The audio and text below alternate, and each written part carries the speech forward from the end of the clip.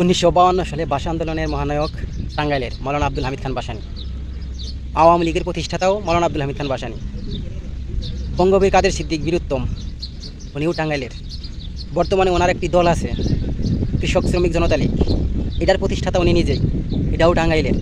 ভুলবশত মাওলানা ভাসানী সাহেব তার দলটাকে দিয়েছিলেন গোপালগঞ্জ বঙ্গবন্ধু শেখ মুজিবুর রহমানকে।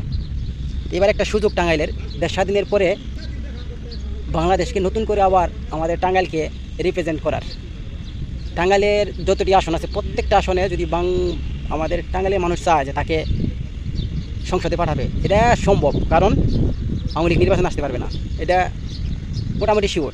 তো তাদের একটা ভোট আছে, বঙ্গবীর কাদের সিদ্দিকেরও একটা ভোট আছে।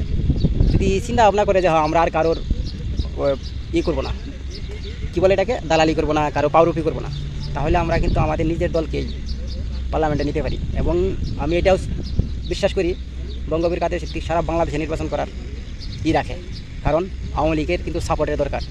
এই সময়ে বঙ্গবীর ছাড়া বঙ্গবন্ধুর পক্ষে কথা বলার একটা লোকও দেখি না, উনি বারবার বলেন।